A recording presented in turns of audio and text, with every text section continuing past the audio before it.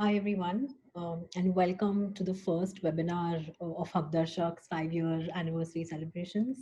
I'm Madhura Karnik, and I'm the Chief Growth Officer at Haqdarshak, and it's lovely to have all of you all join here today.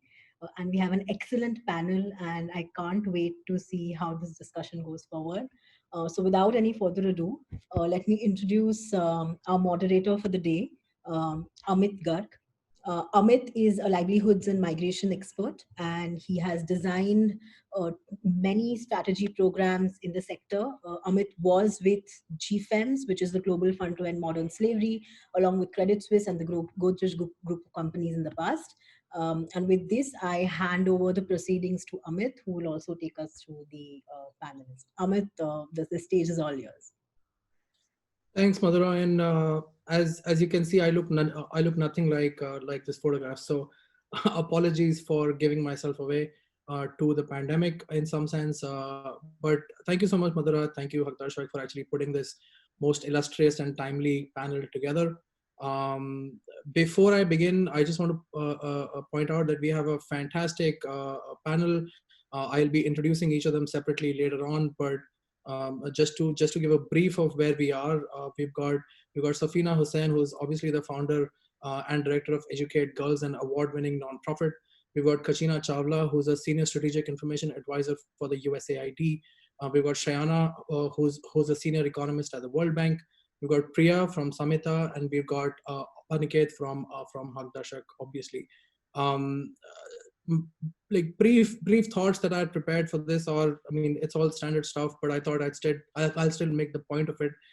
COVID-19 is obviously not the first pandemic. It's most likely not the last one. But what it has done is it has shown us the critical need for having a social safety net. We know some great amount of work that happened with civil society organizations like Haqdarshak, who actually came to the aid of migrant workers and other disadvantaged communities in these trying times. This webinar, we are hoping to focus on collectively solving some of these issues and reflect upon the learnings from the past few months of each of our organizations having responded. With that, I'm going to ask Madhura to move us to the next slide. And I would love to introduce my first panelist. Safina, of course, is the founder and executive director of Educate Girls. Not only is Safina herself awarded, but Educate Girls itself is a widely acclaimed nonprofit. So under Safina's leadership, EG has actually enrolled 750,000 girls in schools, improving their learning outcomes of over 1.3 million children in India. Safina, if I could, one, of course, thank you for joining us, and then ask you to maybe have some opening remarks before I move to the specific questions that I have for you. Thanks. Thanks. I hope you guys can see me. We can see you, Safina. Yeah, great. Thank you for that. Opening remarks to sound really broad, but I'll try and narrow it down a little bit. So basically, I'll just tell you about Educate Girls and how it links with social protection schemes and why am I interested in this conversation today and what am I seeing on the ground. So I'll just take those two lenses. First and foremost, Educate Girls, I started about 13 years ago. I started it because I myself had a very difficult childhood, lots of violence, abuse, really a very, very difficult, history. And my circumstances changed in life when I got access to education, and turned out that I became the first one in my family to go overseas. I ended up at London School of Economics, and it totally changed my life. So this comes very much from a personal journey. Started the organization with 50 schools. Today we work across 18,000 villages, and we're serving over 2 million children daily.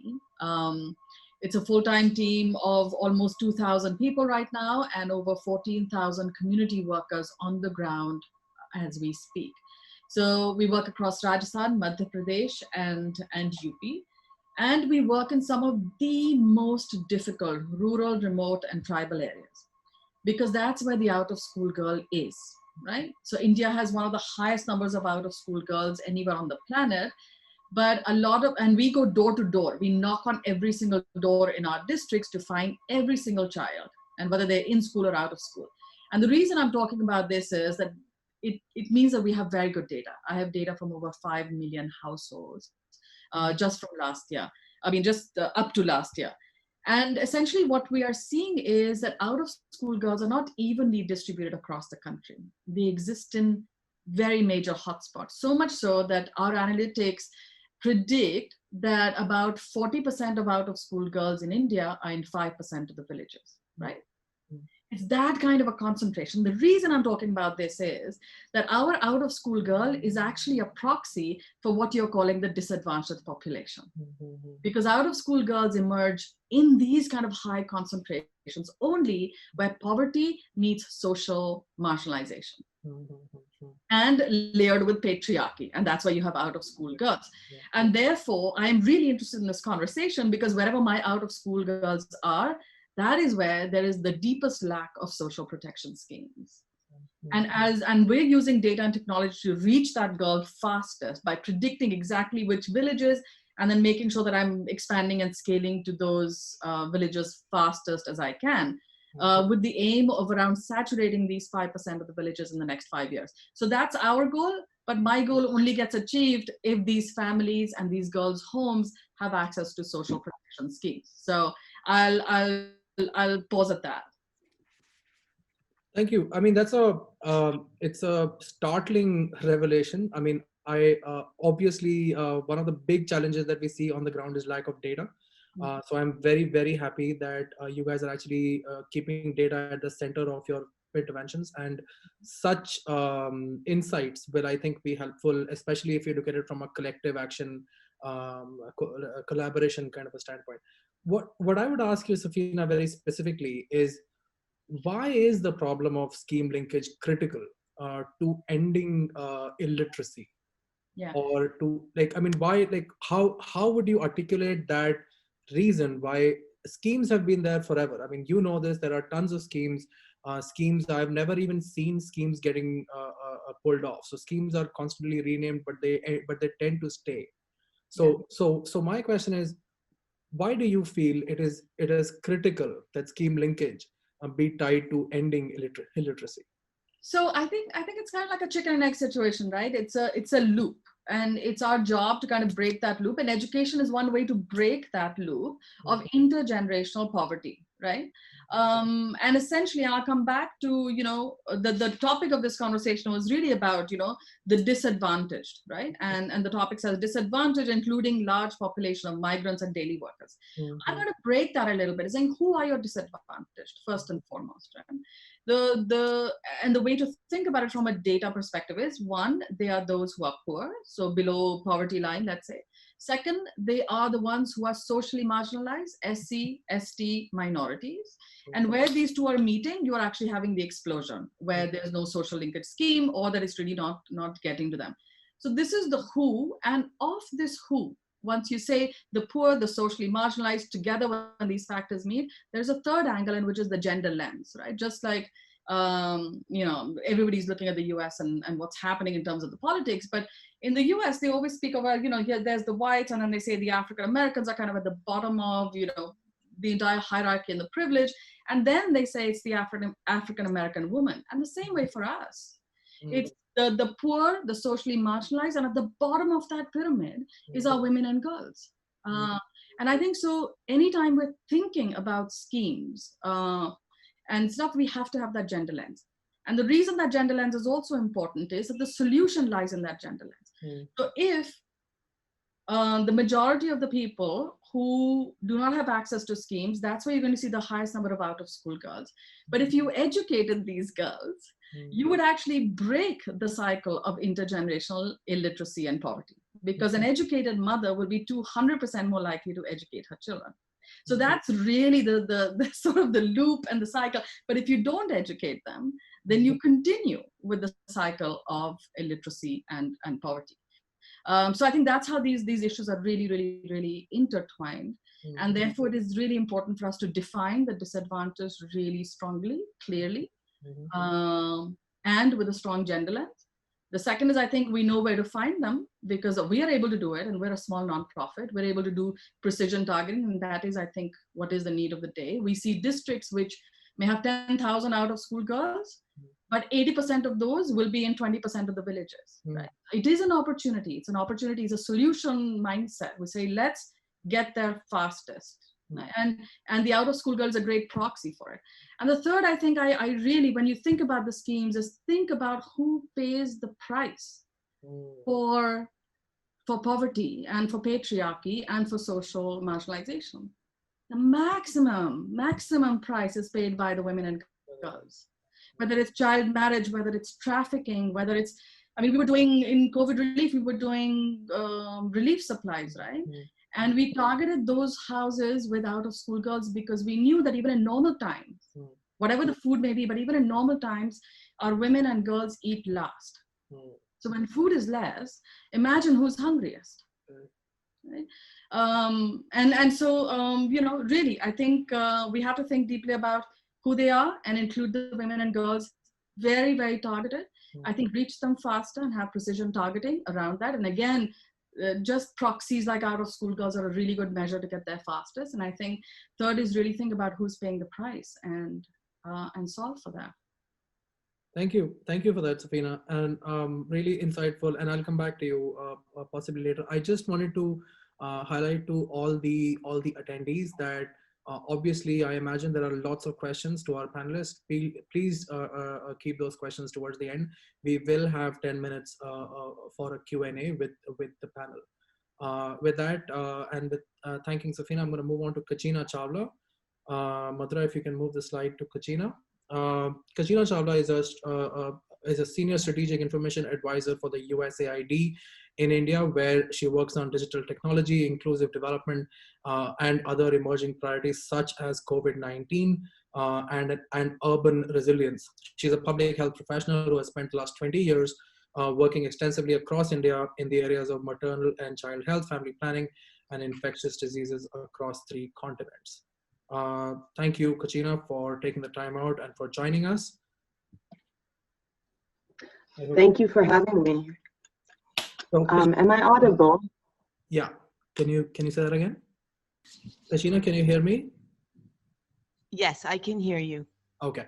So Kachina, thank you so much for joining us. I was hoping if you can maybe give a few introductory remarks about yourself, about the work that you're doing, and then I'll move on to a specific question for you. Sure. So I, as you've pointed out, take care of the technology portfolio across USAID's health investments. In addition to that, one of the things USAID is very committed to is this question of social inclusion that our previous speaker has spoken about. And it is my job to look across our portfolio and really understand how are we meeting the needs of women, girls, other marginalized groups that may exist. And in each, there's different scenarios of who is classified as marginalized. The urban poor can often be considered marginalized, you know, etc. The other piece that I take care of at USAID is I'm involved with their learning portfolio, which is, you know, how are we learning from the work we do and how do we get ourselves to do it better? So that's in a nutshell what I do with the agency. Sure, thanks Kachina. So my specific question to you is more around how you see social security and access to health panning out, especially in the context of the urban poor. What's USAID thinking on those lines? Sure. Well, I mean, it's really interesting to actually, you know, it's a really relevant question that you've just asked us. In order to explain kind of where we're positioned, I'm going to start with sort of who we are and how we position ourselves in India, because it's slightly different across different countries. USAID's relationship with the government of India really has transitioned from being that traditional, that sort of the donor, to being a trusted partner. And the role we see ourselves playing here is really demonstrating high impact solutions so that to address complex health challenges, and then partnering with the government in order to help scale up the successful ones of those. You know, what we can tell you very clearly is that India over the last 20 years, you know, pre-pandemic, has gone through incredible leaps in terms of its health. And if you look at sort of the strong policies, what you see is you see increases in life expectancy, you see reductions in maternal and infant mortality, you see reductions in TB incidence, you know, and other infectious diseases. We'll leave COVID out of the equation right now. But you really see a testament to some very strong government policies that has done that. And so, you know, when it comes to COVID, the question of USAID and what we do is we basically extend our relationship and that way of working. I would say it's basically the 4 E's. We work around engaging. How do you engage different players who may not traditionally be engaged in this system? So, for example, how have we engaged the private sector to be involved in the pandemic response? How have we engaged communities to get involved with risk communication? The second one I would say is elevate. Like, how do we use the best of science and technology to really expand the government's ability to respond to its maximum efficiency? You know, examples of that would be things like creating an interactive voice response system. That's not high technology, but what it allowed us to do was create a system for people to provide feedback of the quality of service that they were receiving in this pandemic. And as many of you will know, that's a hugely valuable resource. So it creates sort of a unidirectional conversation. The second piece that, you know, we've worked with to elevate, which is, you know, how do you use sort of advanced analytics and artificial intelligence to create algorithms for better planning from a municipal perspective, as well as from a state perspective, to forecast requirements around health. And the third E is about expanding, like I said, right? So you've got this amazing health machinery that exists and it's very powerful through the health and wellness centers and other government programs. And, you know, how do we layer in pandemic response in that, in things like trainings for your frontline workers? What do those packages look like? And the other thing is also, how do we expand so that routine services can be uninterrupted? You know, so that if I am a TB patient, I can still receive my medications. I can still, you know, if I felt hesitant to go to a health center, how is that information coming to me, or how is that health center coming to me through telemedicine? And then the last piece, which is about remaining ethical and being inclusive. And that is that behind every data point, we do have a person, and we can't lose sight of that. And we need to keep reminding ourselves that we can do no harm as our fundamental basis, which is, you know, respect issues around consent and privacy. And at times like this, there will be a push that is to put the public health good in front of that. And how do you balance those things?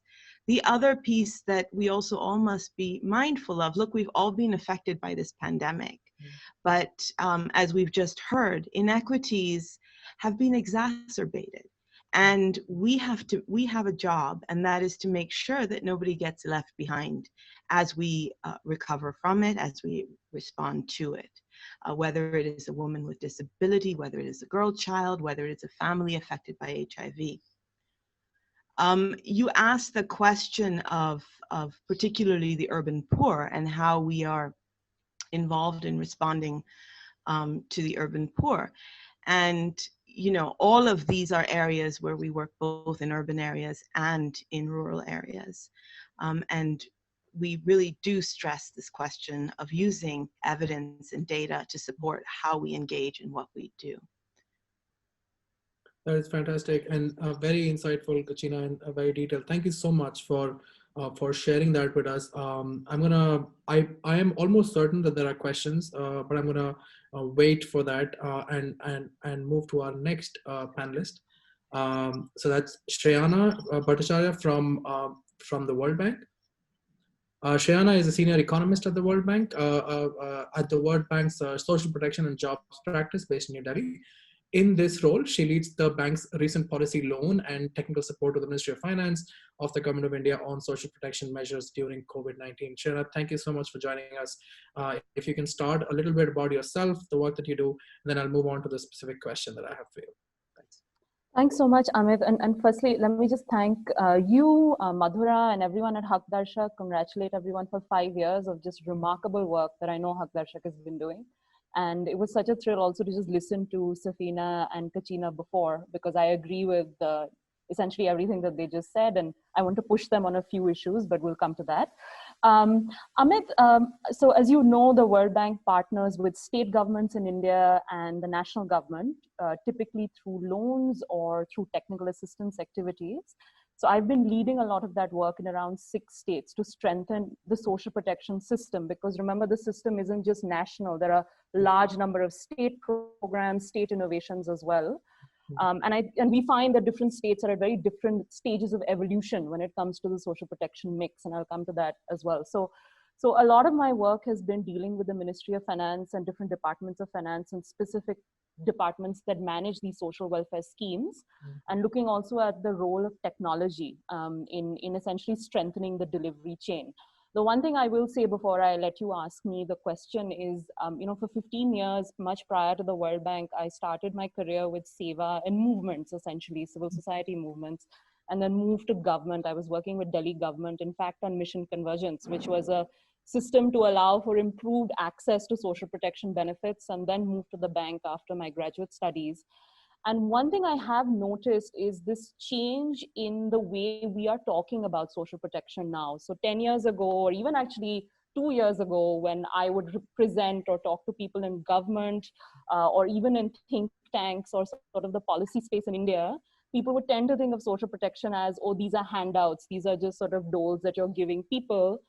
And I think the one thing pandemic has made very clear to various stakeholders in the policy making process is that these are strategic investments in people's lives, and we need to ensure them not just for the sake of equity, but also for the economy to be resilient, especially in countries such as India, where 80% of the population earns less than $5 a day.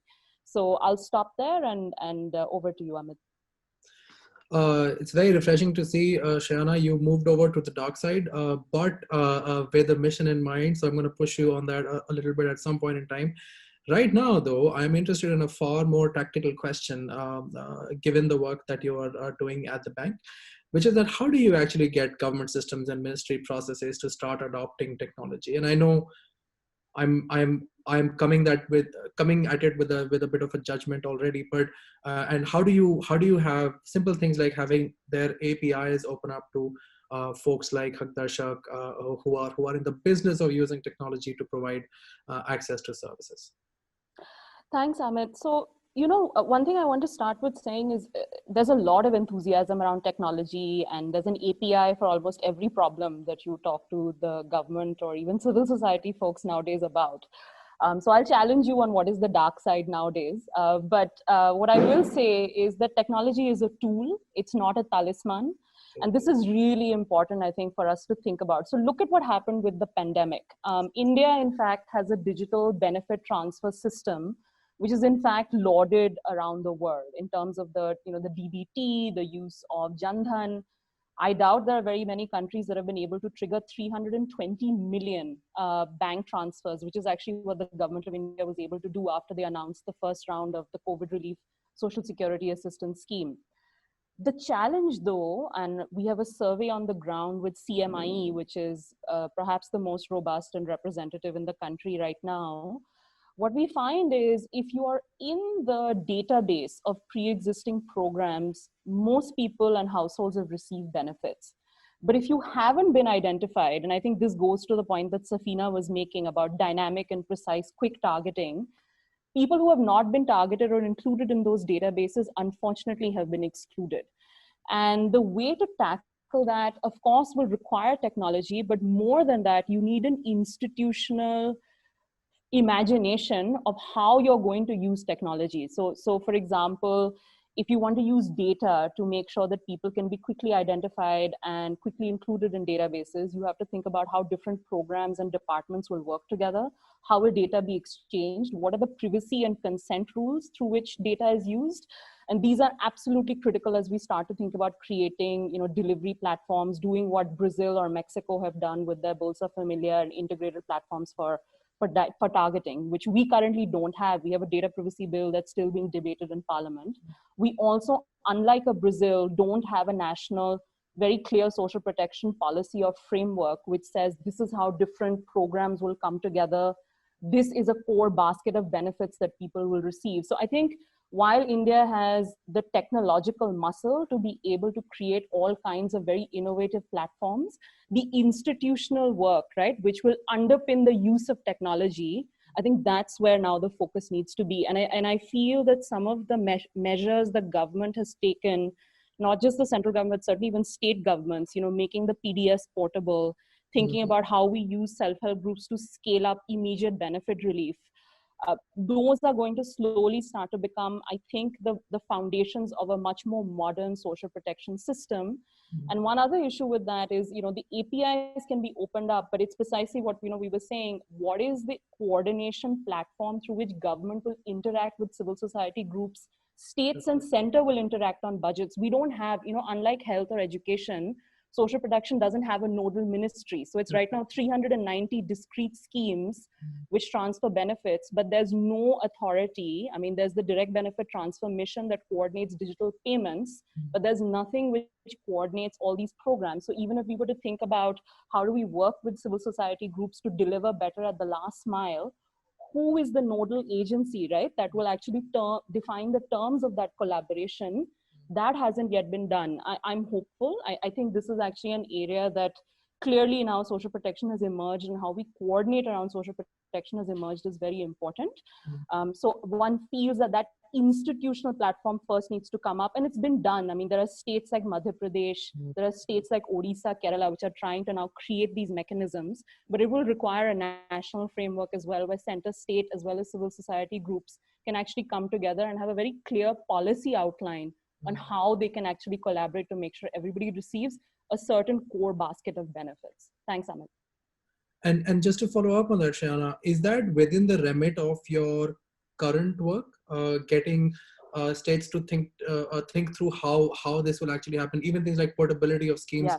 Are you currently working on that? Yes, so Amit, so we're doing two things as part of our operation. One is exactly this issue of coordination. And we feel, in fact, between the Niti Aayog, hopefully actually the Cabinet Secretary's office, because remember the direct benefit transfer mission reports to that office. Yeah. At that apex level, if we're able to set up some kind of, a social protection council or Jan Suraksha council, something, right, that can create that policy framework, because it exists again for health and education. There's a national health mission, there's an education policy. We can quibble about how well it's implemented, but it does very clearly articulate direction, and it becomes a document and a space for civil society groups and different stakeholders in government to debate, which is very important. And that doesn't exist right now for social protection. It's the need of the hour. We have too many schemes. And Aniket, who's I think coming up, will speak very passionately about the fact that too much documentation, we're really not reducing the transaction costs on citizens, right, to be able to access them. So that one platform and fostering that is very much part of what we're trying to do. But at the second level, on the more nuts and bolts, and I think this picks up on what Kachina and Safina were saying, how do states create these innovations and scale them up, right? So we're working with a Kerala or an Odisha to create platforms so that they have quasi-basic income transfers in some of these states, right? They have their own schemes. How do you use that to then trigger payments in times of cyclones or other kinds of disasters, right? Because it's not just a pandemic. There are, disasters are now becoming just cyclical. And I think trying to create tech-enabled mechanisms, but they have to be very clearly underpinned by data privacy rules, consent rules, because we can't start to think about using technology at scale without, I think what Kachina said, being ethical in the way we're thinking about using that. And the institutional rules, right? Because we have all kinds of technologies, but how do departments use them? How do they interact and monitor themselves? That's really important. Thanks, Amit. That's fascinating. Thank you so much, Shana. I have lots of questions for you, but we'll have to do that some other time. I'm gonna move on to my next panelist, which is Priya. Priya is the founder and CEO of Samita Social Ventures, a social sector consulting firm that collaborates with companies, governments, social organizations to create and implement effective social impact initiatives. Priya, if I can just ask you to maybe set ourselves up for some opening thoughts of yours, and then I'm going to ask you a specific set of questions. Over to you. Sure. Thanks, Amit, and really congratulations to the Haqdarshak team. We've been working with them for a while, and it's just been a pleasure to see just how their work has evolved and how critical it's become. So Samita is an 11-year-old organization. We broadly do two things. We work with a large number of corporates, primarily on their CSR initiatives. And in the last few years, we've really tried to move corporate philanthropy from a check writing approach to being more strategic to now really being catalytic, right? It's not corporate India's job to solve poverty alone, but when they partner with government and with nonprofits, that's when really magic starts to happen. The second part of what we do is we co-create multi-stakeholder platforms for the simple reason that all the issues that we talked about right now are highly complex. It requires different stakeholders to really come in, leverage their strengths, and solve problems collectively. So even post-COVID, there are two alliances that we set up. The first is called Revive, and the second one is called the India Protectors Alliance. And social protection really was at the center of both of them. Amit, do you want me to talk about the two, or do you have a question and then I can explain? So maybe I can pose a question to you, and then you can use that to frame your response. I mean, tactically speaking, again, the question that I have for you is, how do you get companies to become interested in worker protection and worker social security? How do you do that? Is there precedence for that? Have you guys seen some work on that actually happen? Have corporates started talking about this? I know this has been something that has been on the radar for a while, but have you seen corporates move on this? Yeah, so you're absolutely right that I think while the interest was there, really the turning point happened during the pandemic, right? I mean, the reason we saw the crisis play out the way it did is because just vulnerable communities did not have either a safety net from the government or from their own employers. So I think the realization, particularly amongst corporates, that traditionally they have pushed the most amount of risk down to the most vulnerable communities. I mean, that way of working could just not continue going forward. And so there was literally a shift in thinking, the realization that a large amount of work needs to be done, that companies really need to step up their responsibilities, but also that this is all happening at a time when corporate resources themselves are very, very limited. Of course, there was the lockdown, then there was PM cares, now the attention is shifting to vaccines, and all of this at a time when there is an increasing amount of business uncertainty that these companies have been undergoing themselves. And so social protection almost came up as something that was not just the right thing to do, but also the smart thing to do.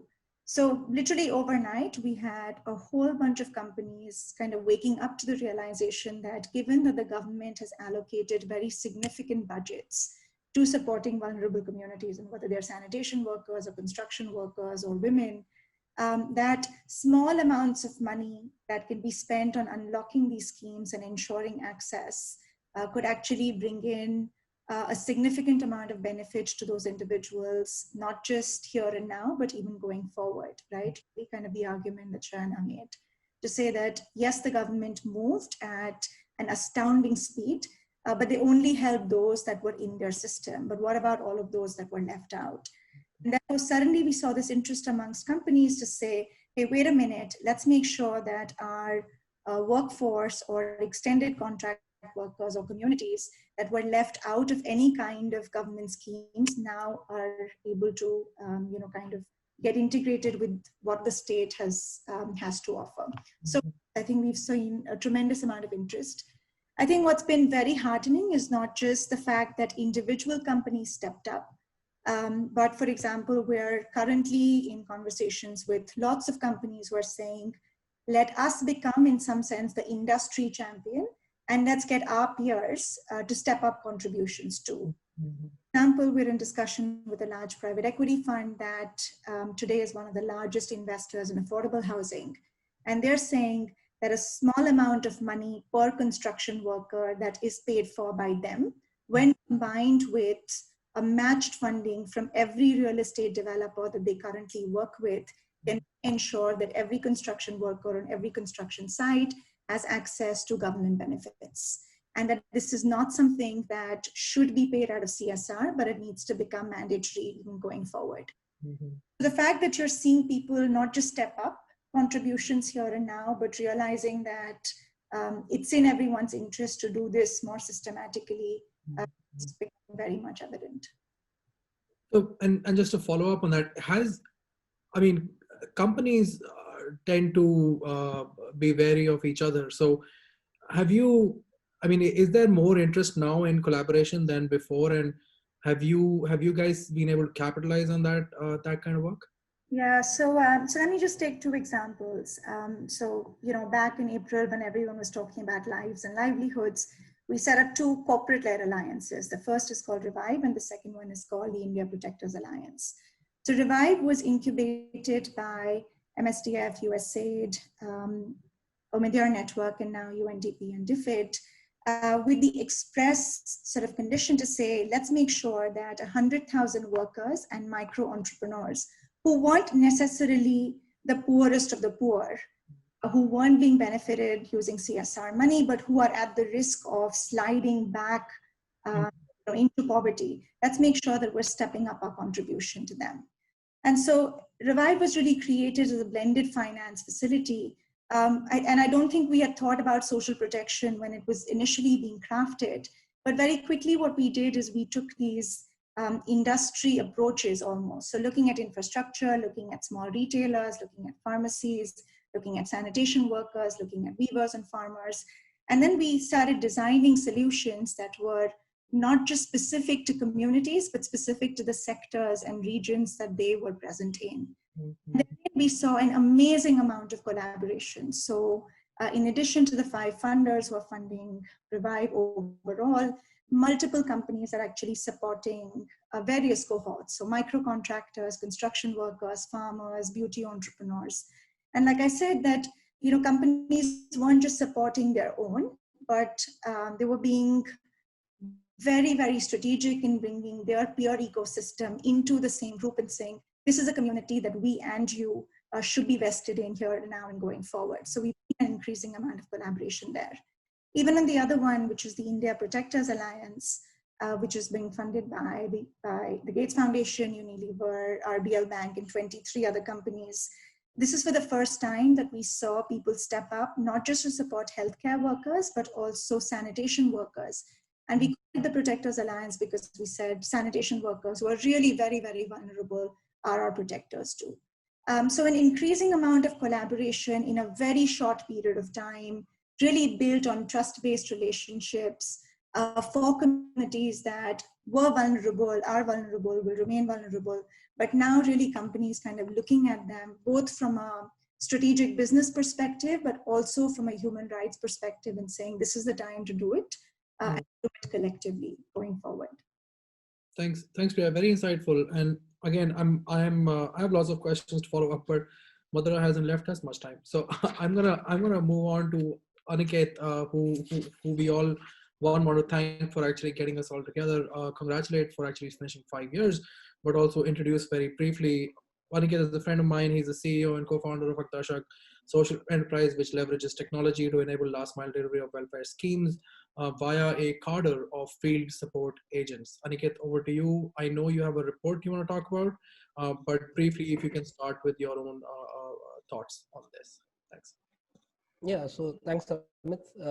So I think we've at Haqdarshak, especially in the last 2 years, I would say, have been working very closely with construction workers, factory workers, farmers. And I think we realized more so in the last year with COVID, the importance of social security schemes. I think other panelists have mentioned this already, that I think now the ecosystem is started seeing government schemes not just as freebies or as just as political benefits, because end of the day schemes have a strong correlation with politics, but also like another panelist mentioned, as an investment um, into the economy, for everyone's benefits. And I think it's something that Haqdarshak has been following up on. I think we use technology very closely, and I mean at the center of our work. But I think more importantly, I think the scale in the last few years for Haqdarshak has really come about with working with women groups,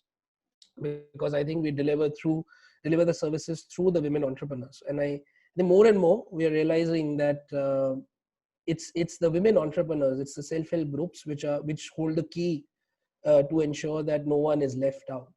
And along with that, I think recently we also started the MSME vertical, which has shown a lot of promise. I think we ourselves are surprised by the sheer number of MSMEs who do not have access to basic documents. And these are MSMEs, street vendors, kirana store owners in metro cities, who, if you look at their turnover, isn't that bad, but they don't have any idea of any government program, subsidy, basic documentation that they might have. So I think that's also something really interesting that has recently started.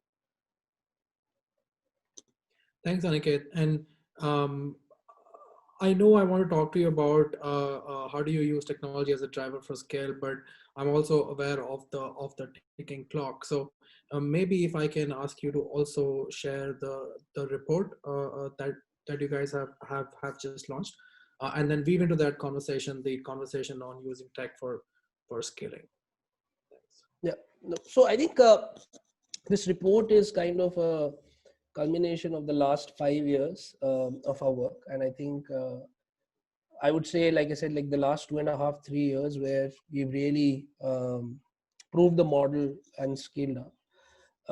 Apart from all the insights and most importantly, the case studies and stories of both entrepreneurs, women entrepreneurs and citizens, we were also able to do a survey of beneficiaries who got the benefits. And I think it's a very long report, and I think a lot of you have already got the link, and I think our team will also be sharing the link to for the report with everyone who's attending. But I think interestingly, 72% people out of the 500 plus people who were surveyed found that schemes was actually one of their main sources of income.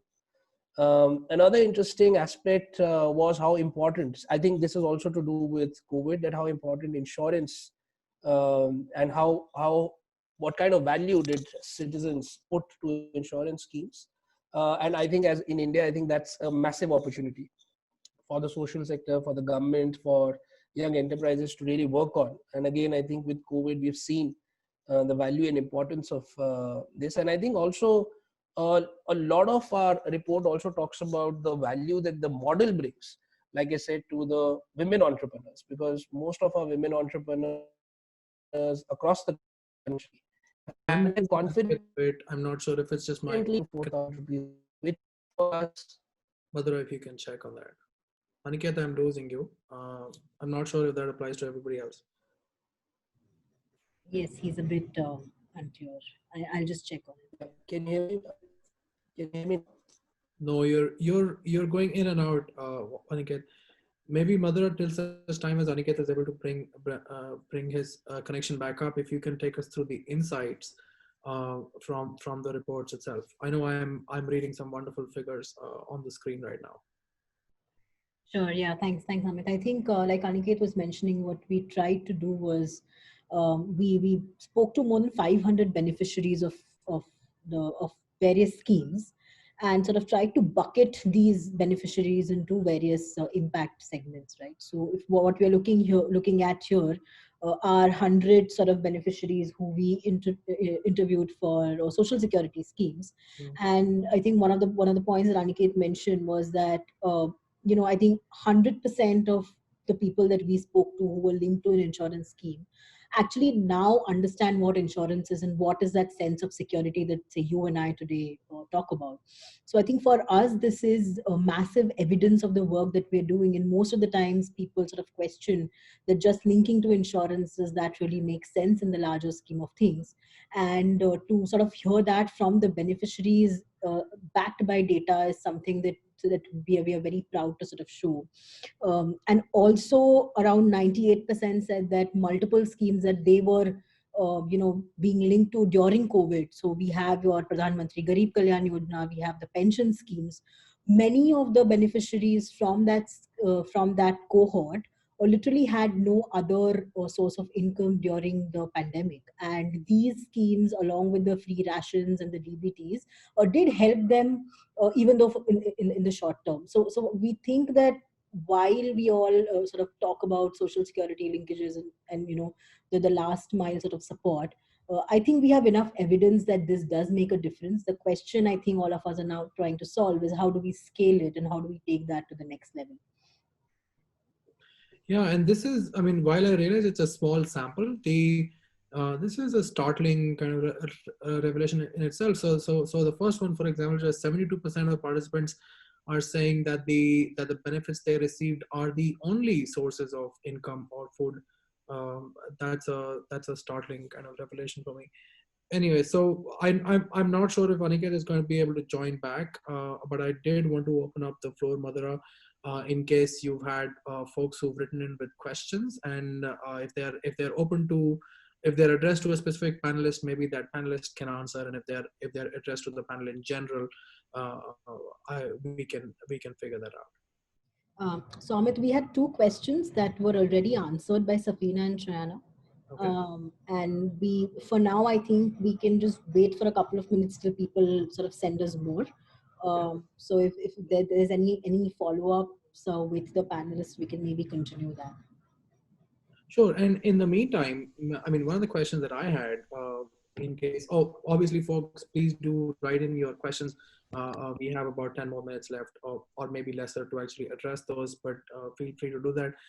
In the meantime, I wanted to figure out if there is, so Shayana, do you see governments or even the bank, for example, wanting to work with industry on solving some of these? I realize that industry might have slightly different priorities, but I do believe there is an intersection somewhere where the audience, which is not within the government social security net, potentially can be found within industrial supply chains. Do you see that? Do you see that sort of a match happening or need?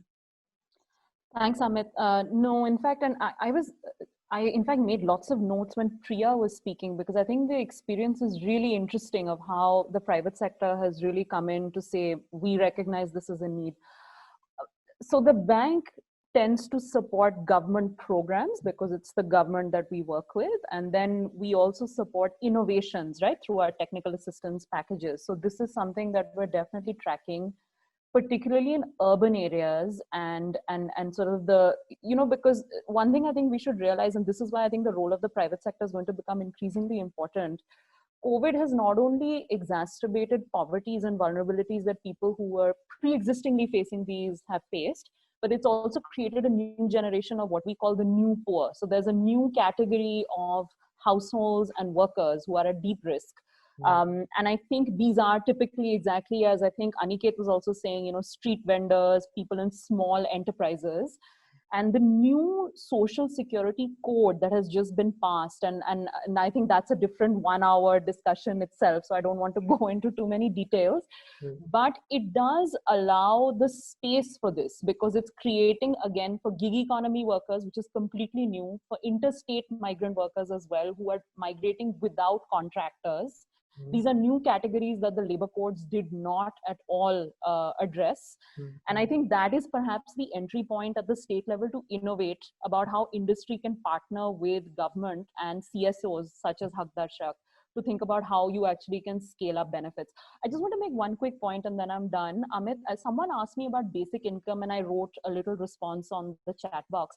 But one thing I want to actually highlight, the biggest problem that has been facing India's social protection system, and we had a series called Schemes to Systems, which is based on a report we'd done. It came out in the Indian Express and the Hindustan Times. I'd urge everyone to go look at it if they have the time and inclination. And this was in fact before COVID. And it's really unfortunate. In fact, a lot of the things that we were saying, we realized COVID has only just amplified.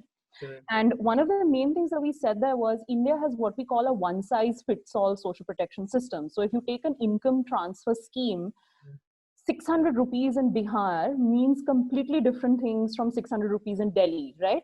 And if you do these income transfers, how do you decide what is the ideal basket of the transfer? Because it has to be pegged to local consumption profiles.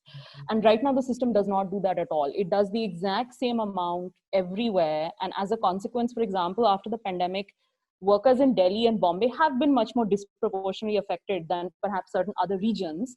And yet we found because Narega and all these strong safety nets operate in rural areas, they work well and they're able to transfer income. But many of these other households are still receiving the usual social pension. And I would wonder whether the amount pegs to the need, right? And I think there needs to be some rethinking about the way budgeting processes work, whereby Delhi's budget should look different from Bihar. Maybe we have an umbrella budget and then let the Delhi government decide what it wants to do with this umbrella budget. Does it just do one income transfer? Does it do two schemes? So I'll stop there. Thanks, Amit. Thank you. And fascinating. I think that argument also applies to a minimum wage. I mean, I mean, again, a whole hour can be dedicated to minimum wage, but I wanted to get to Safina. Safina, are you, one of the hypotheses that we were going with at my previous engagement with the Global Fund to End Modern Slavery was that parents who have access to social safety nets, parents who have access to social security, are much more likely to send their children to school, potentially eat better. And of course, our ulterior aim there was to make sure that there is no trafficking of girls and children in general. So with your work on ground, do you see that kind of correlation happening, that if a family has a social safety net that they can rely on, then they're more likely to send their children to school, and less likely to fall victim to trafficking? Yeah, I think we definitely see those kind of linkages. I mean, I teach a small group just outside Mumbai, and I'll just give you a story just to illustrate. Like I have, my classroom during the pandemic, this is a little community sort of mohalla school that I run. And in my bachas, I have some where, they have 8th class or 10th class education, the parents, and they're much more, they have an Aadhaar card. And Haqdarshak is actually helping me. They're just mapping. And I have one girl, Varsha, and you won't believe this, I have made home visits like at least 8 to 10 times. I have gone to her house, and the child is always alone playing outside, and I've never met her parents. And that's because they're daily wage labor, or because of the pandemic, they have, no social protection schemes. They're always looking for work. Tabhi kahin kaam mil gaya, to 4 din ke liye chale gaye, 8 din ke liye chale gaye. And this child is fed by the neighbors and just lives outside. And I went into the reasoning of it, and thankfully Haqdarshak actually helped me to understand, is that particular family, the parents were orphans. So even though they were brought up by the rest of the Adivasis, they never had any paperwork. So the vulnerability, it just became so huge, not being connected to social protection schemes, that impacts every aspect of their life, including this little girl being able to go to school, being able to, being vulnerable to abuse, being vulnerable to so many things because of a complete sort of lack of that. So it's very visible when you're standing at ground zero, the difference between one household and another. It's almost like you can see it with your own eyes. You don't need a lot of sophisticated instruments or data or whatever. You can just see it. My boy Nitin, his family, again, tribals have nothing. His jhuggi, his jhopdi is so low that you and I would have to almost crawl under there. That's how he lives. There is nothing. And the same Adivasi community, somebody who's a little bit of education, and then, immediately they're able to file their Aadhaar form. They're able to do a variety of things. So I think, it's visible, and it's an everyday thing. I know organizations like Jansaras, whom you also know, Pashif, very well, are trying to work both at source and destination. So keeping the whole migration piece in mind, is that something that plays into your thinking as well? That so I know you work largely at source districts as part of your main work. I love the fact that you guys have so much focus on data. and which is why the whole dib conversation essentially comes back to what you guys have been able to achieve on the ground. So I'm trying to figure out if that data framework that you've been able to build um, can be ported to other nonprofits, can be ported to folks like Jansas who are also looking at a slightly different problem, but still relying heavily on the correct usage and the ability to use data. Yeah. And So I want to like just sort of step back a little bit, saying we don't have like some some special data. So essentially, we partnered with ID Inside, and what they did for us was that wherever we went, we used to do a household survey, exactly how many villages, an entire, with our MOU with the government, and saying, go and do a survey for out of school children. right. And we started to realize this sort of concentration of out of school girls, especially in certain areas. What ID Insight helped us see, wasn't some magic. They said that there's a lot of publicly available data too. So they use publicly available data like your census, like what's available in USSR. There's 4 or 5 big data pieces that they pick up, and they've been laying our door-to-door survey data on top of it and building an algorithm to predict which villages have the highest concentration. So if I have to go into 4,000 villages next year, which I am doing right now, expanding my program, they're giving me a ranking saying, Bhaiya, go to this district, and in this district, go to these 200 villages, because the census and all the algorithm ranking is showing that this is where you will find the highest number of out of school children. And this is what I mean by precision targeting.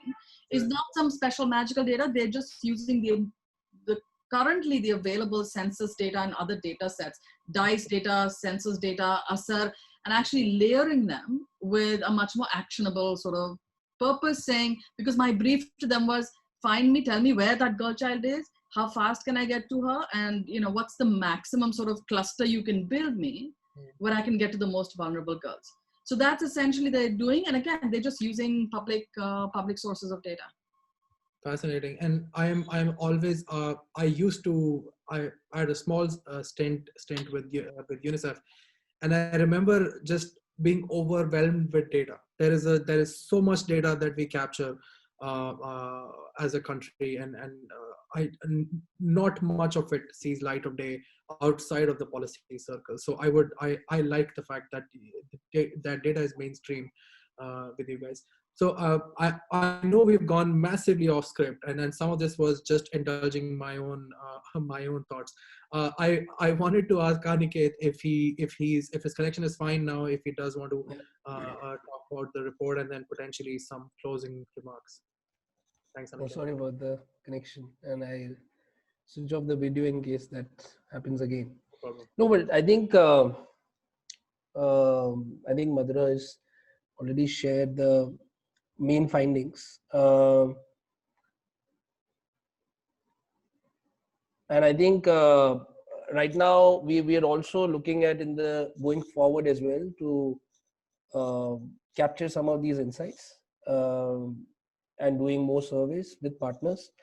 So I think as everyone has said, I think the great thing to kind of know, and I think what has happened with COVID is that government schemes have become more mainstream. It's becoming more and more a talking point, and more importantly also as mainstream as government financial services. So the importance of schemes, and also, if I might add, the importance of government documentation, which a lot of times in a lot of partnerships, in a lot of communications, we've seen that is not given as much importance as the eventual benefit, right? If you are going to get a loan from the government, the more critical part is to ensure that you also do have the right set of documents, the right set of Aadhaar, Udyog Aadhaar, PAN card, and a caste certificate, and a lot of these things. And I think as an ecosystem, that's where we need to focus a lot more on, as I think Safina has already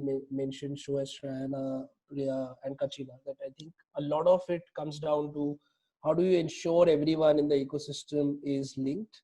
And I think at Haqdarshak, we are definitely trying to focus a lot more and hopefully double up in our efforts in the next 1 year. By working on with the local communities a lot more. So using the self-help groups, training local women, training local businesses, And I think making, just as we are, just all of us, as I think both from the government ecosystem, non-profit, CSR, as much as we're talking about government schemes, I think hopefully we can also ensure collectively that every citizen in the country is documented, is linked. Overall, hopefully government reduces the number of documents that we need. I think recently we did see a document where even with vaccines, we need 6 documents for citizens, which is going to be really interesting. When it comes down to actual execution, you need 6 verification documents to get a vaccine in India as per the recent health directive. So I think, so yeah, I think that's where we are. And hopefully, like everyone has mentioned, we'll be able to take up as an ecosystem, getting everyone linked and registered first. Sure. Thanks, Aniket. I believe there's one question that we can take potentially. Madhura, do you just want to read that out? Yeah, sure. Thanks, Amit. There's a question from Dravid Gupta from Jharkhand. Is asking that are there any chances of implementation of the universal basic income, since it has been in discussion from 2016-17 and overall in the economic policy? So I'm not sure who wants to take it, but would love to hear if any of the panelists wants to talk about universal basic income and the feasibility of that in a country like India. I think maybe Shayana would be best placed to Yes. answer that. Sure, very quickly. Let me try and switch on the video so you can all see the Shah Rukh Khan poster behind me as well. Not comment on that, but okay. No. It's art.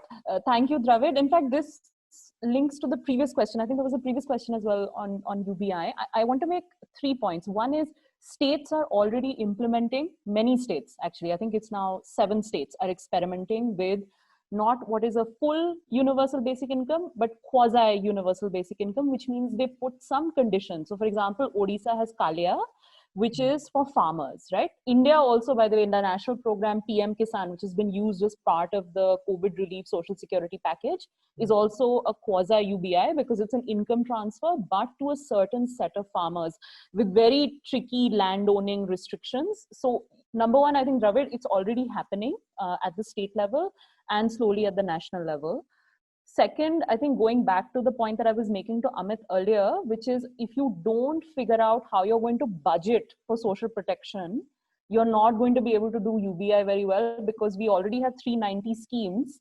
Okay. I don't think the solution to the major documentation access problems that Aniket has been talking about, and I think everybody who's working on the field is talking about, will be solved by having a 391st UBI. I think you need to think about how you sort of first organize the funding pipelines.